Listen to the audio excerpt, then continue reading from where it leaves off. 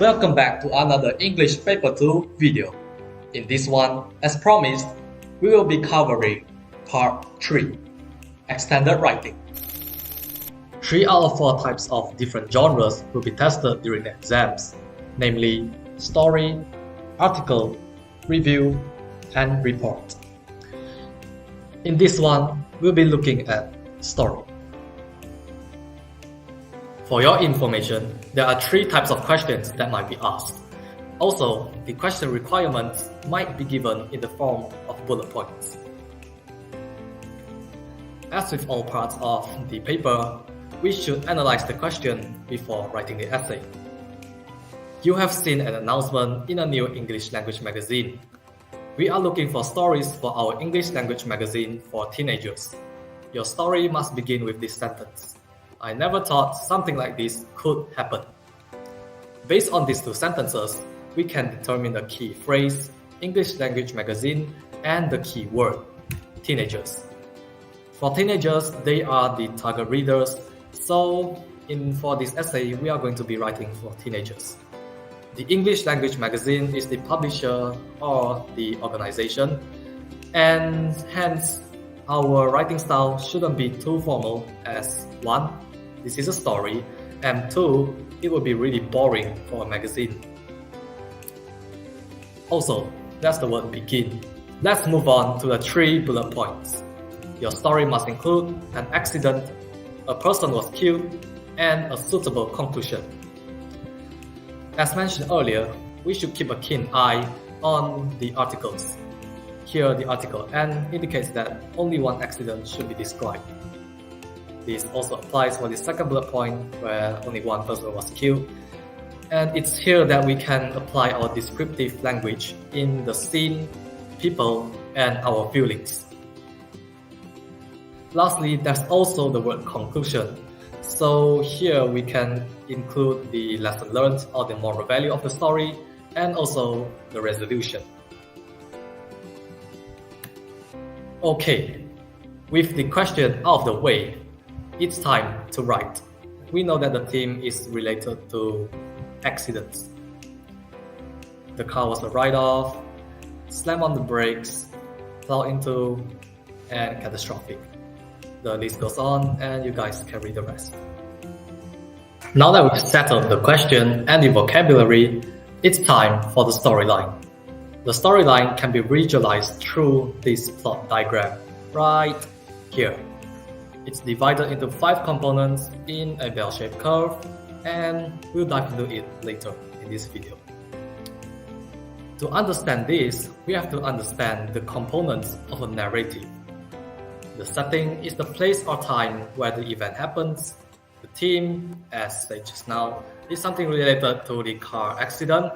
The plot is the storyline. The moral values are the lessons learned in the end of the day, and the character and their characteristics. So, if we take a look at this graph right here, we can see that the climax or the highlight of the story, the main problem of the story, sits right at the peak of the curve. The exposition or the introductory paragraph that introduces the setting and the characters sit at the left end.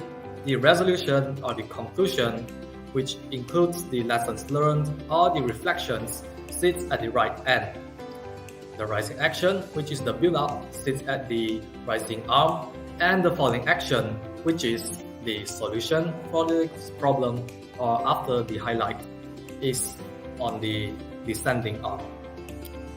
So now that we know the general layout of this plot diagram, how should we utilize it? There are actually just 3 easy steps. So the first one is to determine the climax.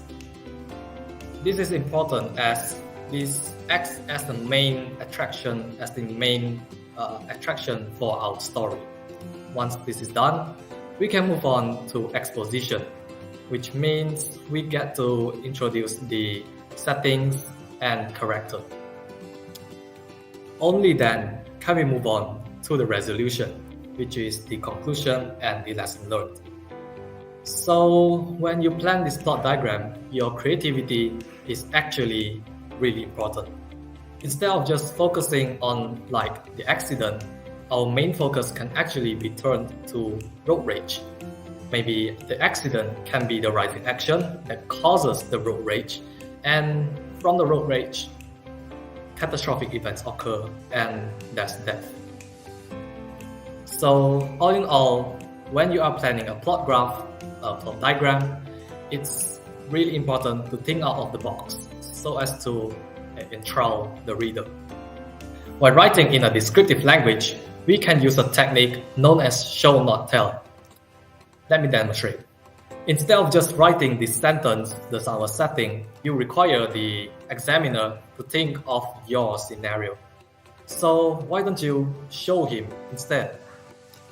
Like right here, if I were to describe this using my eyesight, maybe I can see that it's the sky is getting darker, or just the sun is sinking beyond the horizon. I can write it in this way. The sun began to set through the cracks in the clouds and darkness was creeping in. Once the examiner reads this, he can get a clearer vision of what you are trying to convey, and hence, it's a plus point. Let's take a look at another example. So in this slide, I'm going to describe my feeling. So here's the base sentence. I was nervous seeing a halted vehicle. Notice the nervous there. It's really vague. The examiner can't think how does it feel to be nervous.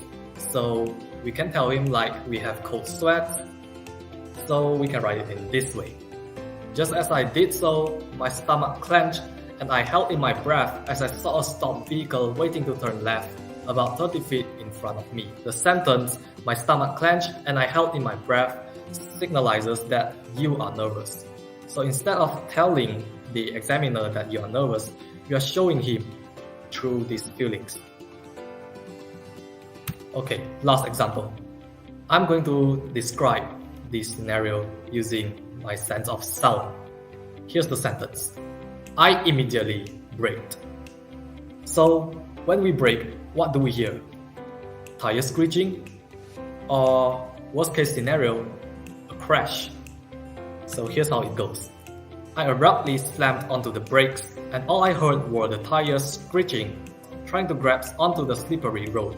Hence, the examiner can actually imagine our situation, and that's a descriptive language.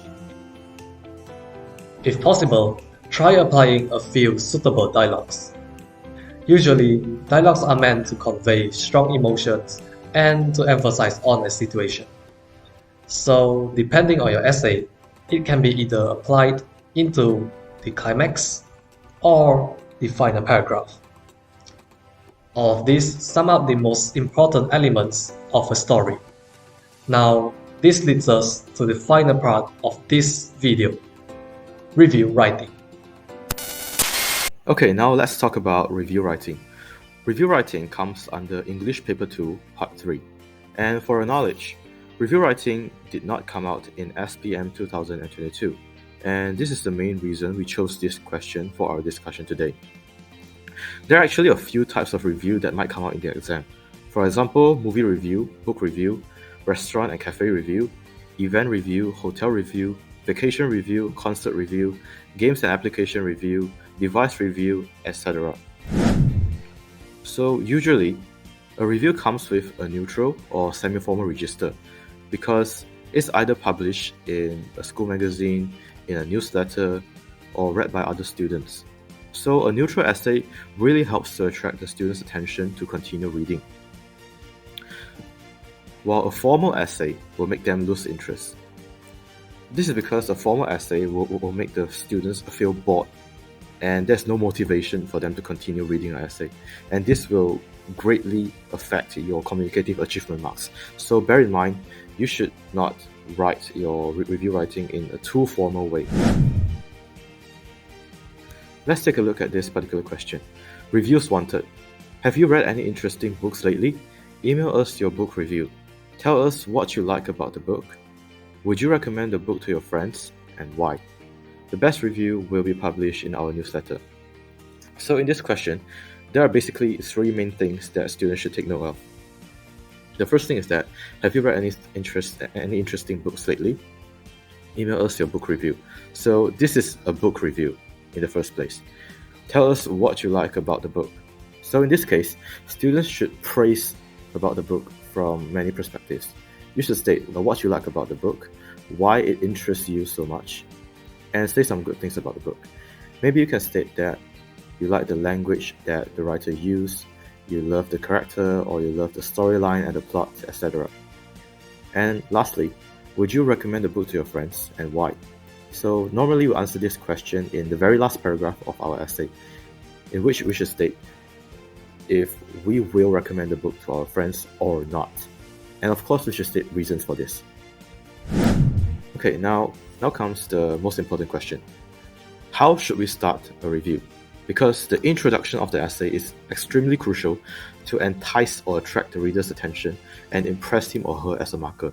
So the introduction is very important, and it must be very attractive in order for you to score very high marks in your review writing. Okay, so the introduction actually varies greatly depending on which type of review you're writing. For movie and book review, you can always introduce the cast or the actor, actress, and characters in the book or movie. You can introduce the time and the place where the story or the movie set in. For holiday and vacation review, you can always state the location, why did you go there with your family, and maybe state some history about the place as well. So the introduction varies very greatly according to which type of review you're writing. So you should really read a lot of samples from various themes so that you can get a hang of it. Well, the content is the same thing. The content also varies differently according to which type of review you're writing, but there are some general elements that you should include in all types of review. So you must include some personal experience and also describe something about the place, about the book, about the character in the book maybe, and also the weather if you are on a holiday. So this is very important for you to describe your personal experience and also describing place, feeling, and weather. For personal experience, you can maybe describe your own feeling. Maybe you are feeling happy while you're watching the movie or reading a book, and you feel very relaxed when you're on a vacation. So you must include some description of your own feeling, which includes under personal experience.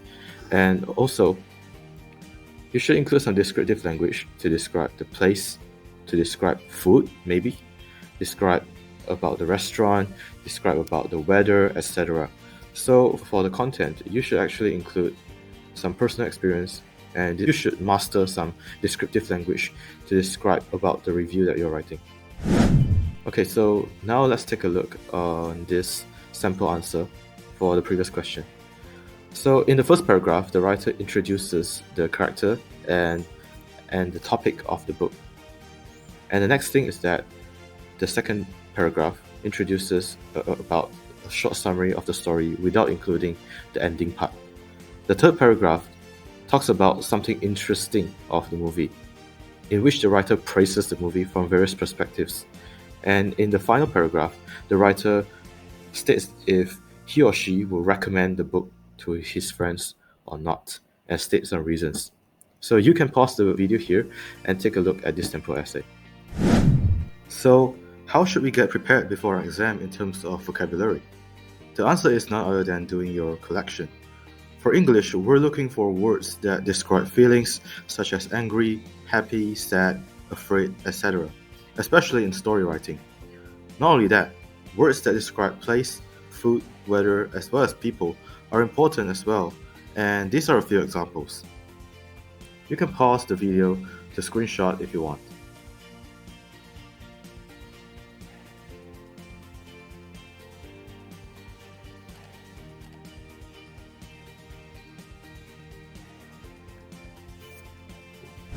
Let's talk about time management. Take a look at this table to see how we should allocate our time during an exam. As you can see, for every essay, we use about 5 to 10 minutes for planning and 5 minutes to check for errors.